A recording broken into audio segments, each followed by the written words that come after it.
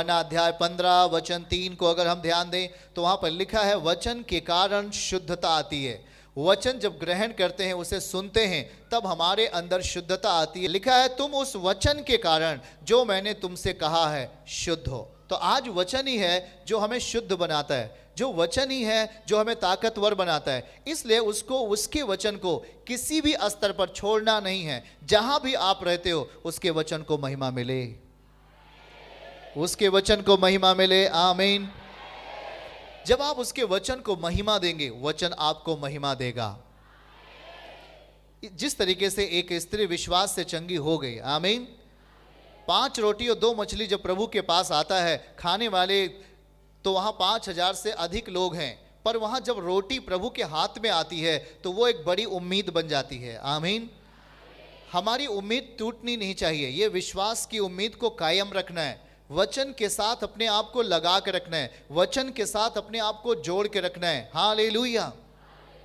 परिस्थितियां कुछ भी हमारे बीच में आए, समस्याएं कुछ भी हमारे बीच में आए, पर हमें वचन को नहीं त्यागना, भरोसा रखना। वो कहता है, मैं आदि और अंत हूं।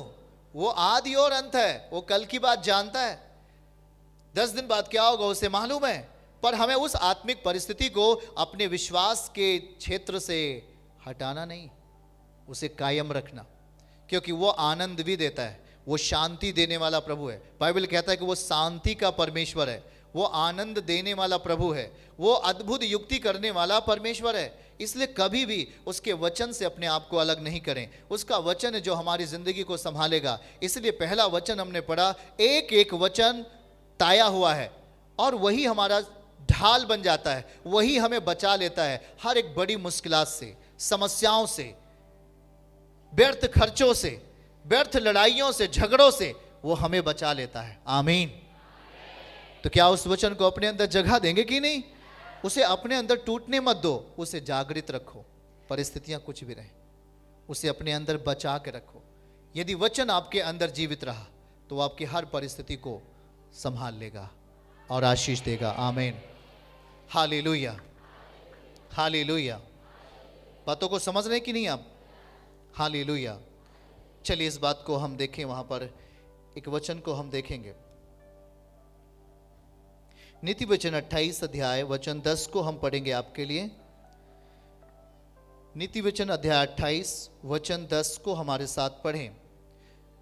जो सीधे लोगों को भटका कर कुमार्ग पर लेके जाता है, वह खोदे हुए गड्ढे में आप गिरता है, परंतु खरे लोग कल्याण के भागी होते हैं। आमीन। चलो हम आपसे सवाल करें, खरे रहोगे कि नहीं रहोगे? कितने लोग खराई के साथ जिएंगे प्रभु में? हालेलुया।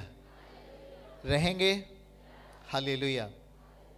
याद रखना है प्रिय संतानों, खराई के साथ हमें आपको चलना है, क्योंकि लिखा है कि खरे लोग कल्याण के भागी होंगे। वो समझौता नहीं करेंगे पाप से,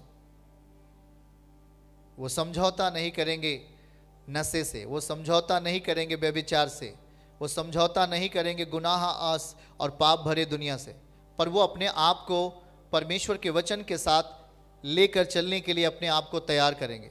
और आपका ये प्रयास रहेगा, आपका ये प्रयत्न रहेगा कि आपके अंदर जो चीज़ बोया गया है, आपके अंदर जो चीज़ डाला गया है, वो आप में फलवंत हो। आमीन। विश्वास वचन से आता, मतलब वचन आप में जगह पाता है और वही एक परिणाम की दशा बन जाता है। जब आप वचन को स्वीकार करते हो, जब आप वचन को अपने अंदर अहमियत देते हो, वह वचन आप में एक बल बनता है, वही वचन आप में एक परिणाम बनता है और वह आपके लिए मार्गों के लिए रास्ता तैयार करता है। हालेलुया। वही आपके बिलाप के दिनों को नित्य में बदल सकता है, वही आपके दुखों को आनंद में बदल देता है। इसलिए उसको हम जहां भी रहते हैं, जिस भी जगहों पे हम रहें, उसको कभी भी अपने अंदर से जाने नहीं दें। एक चिंतन जरूर करें, मेरे अंदर प्रभु का वचन है। एक सोच हमारे अंदर रहे कि मेरे अंदर क्या है? प्रभु का वचन है, मैं उसे नहीं छोड़ना चाहता।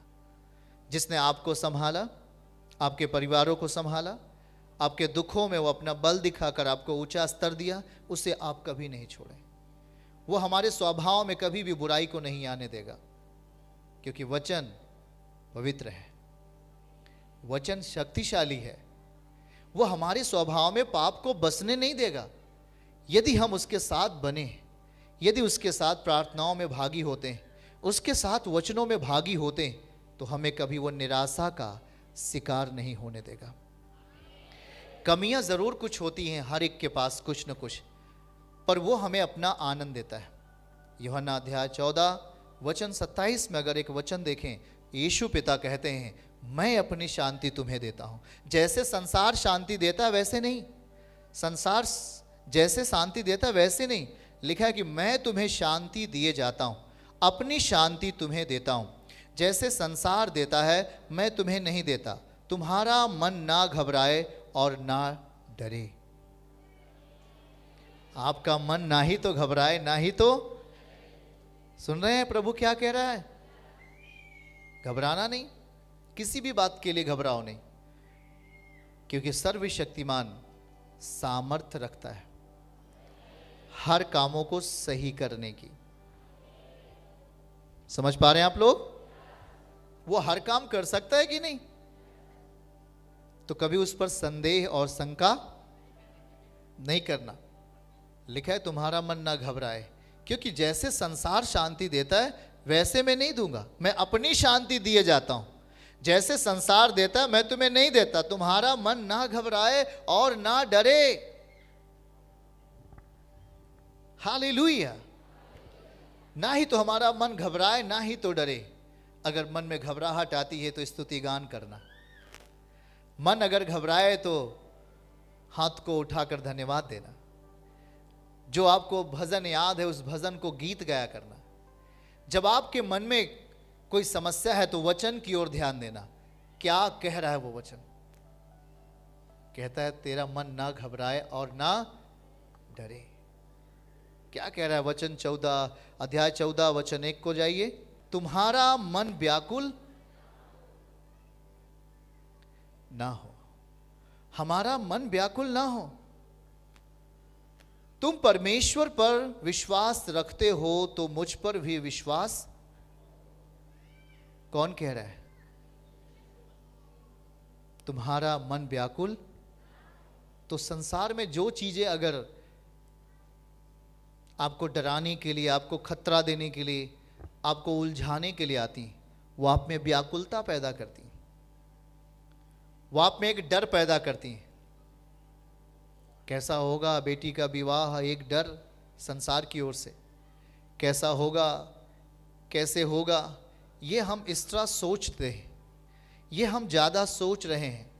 परंतु प्रभु कहता है कल की चिंता मत कर, आज का दिन ही बहुत कुछ है। कल के लिए मैं तेरी चिंता स्वयं करता हूँ। आमीन। क्योंकि कल के विषय में कौन जानता है? हमें पता है क्या? नहीं।